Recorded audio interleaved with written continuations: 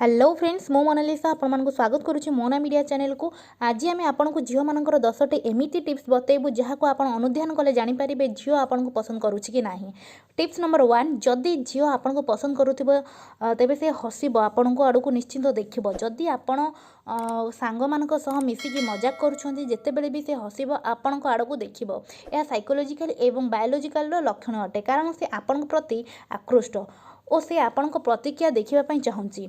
से आपण को देखा द्वारा यह से जानवा चाहब आपण को केमिति लगिला। जदि कौन झील हसला बेले समस्त को देखुए किंतु आपण को अधिक देखुए ताहले मध्य से आपण प्रति आकृष्ट अटे। यह भितर आपण को गोटे कथा ध्यान देवा हेब कि आपण से झील को अधिक देखुंट बोली से झील जमी न जानीपे नहले मामला बिगड़ी जापे। टिप्स नंबर 2, जदि आपण दुहे वार्तालाप करुछंती ताहले तांको पाद को लक्ष्य करंतु। जदि आपण आड़ को से झील गोड़ रखी छिड़ा होई थांती और आखिरे आखि मिसई कथा हेउथांती ताहले यह आपण पई ग्रीन सिग्नल अटे। 3 नंबर पॉइंट है आपण मैंने सिनेमा देखिथिबे जेकोसी हिरो हिरोइन सह देखा हुए टिके नर्भस हो जाए हिरोइन। आपण तांको व्यवहार को अनुध्यान करंतु कि से अन्य मानक सह किपरि कथबार्ता करुछंती और आपणको सह किपरि कथबार्ता करुछंती। जदि से आपण को पसंद करुथिबे ताहाले कथारे नर्भस हेबा सह किछि भूल मध्य करिवे। 4 नंबर पॉइंट है, जदि से आपण को क्लास किंबा ऑफिस अथवा केउठी भी थिला बेले बार बार आपण को आड़ को देखुथिबो ताहाले से आपण प्रति आकृष्ट अटंती। जदि से थरे दी थर देखे साधारण कथा किंतु जदि से 4-5 थर देखे ताहाले से इंटरेस्टेड अच्छे आपण प्रति। जदि 4-5 थर रु भी बेसी देखुछंती ताहाले से आपण सह कथा हेबाकू गोटे भी मौका हाथ छड़ा करने को चाहूनांती और से आपण आखपाखरे रहिबाकू ही चाहूचंती। 5 नंबर पॉइंट है, जदि कौन झील आपण को देखला बेले किंबा कथा हैला बेले ओठ को छुई थाए ताहले यह आपण को ग्रीन सिग्नल अटे। यह छड़ा जदि कथबार्ता बेले से आपण ओठ को देखुची ताहले बहुत भल सिग्नल आपण को पाई। 6 नंबर पॉइंट है, झील जदि कथबार्ता कला समय निज चुटी सह हाथ में खेलुए यह भी पॉजिटिव सूचना अटे। यार 2टी कारण हो पारे।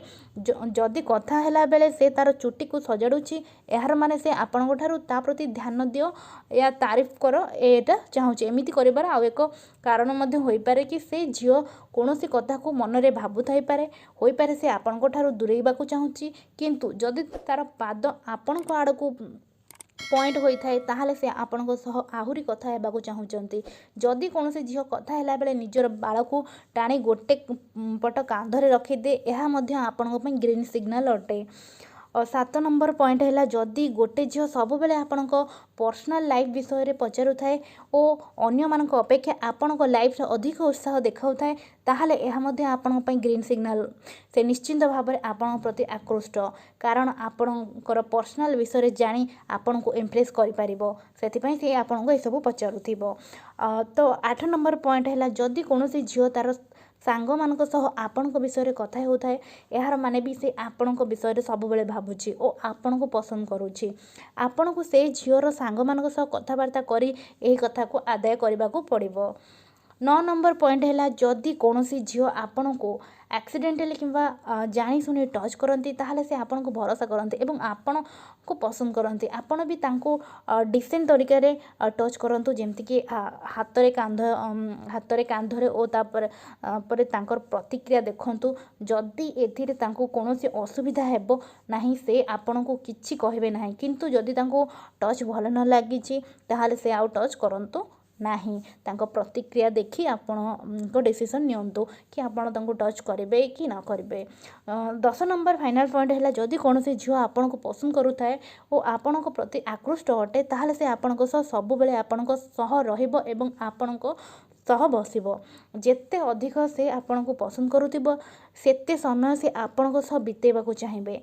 आशा करुच्ची आपण को आम टिप्स पसंद आसीथिबो। जदि पसंद आसीथिबो लाइक और कमेंट करने बिल्कुल भी भूलिए ना। सांग मान सहित गोटे शेयर करनियंतु एवं कहि रखुची शेष में जदि आम चैनल को सब्सक्राइब करना एपर्यंत सब्सक्राइब करनियंतु। एमती आगो लेटेस्ट वीडियो निहाती मु आपन पई नहीं आसीबी। धन्यवाद।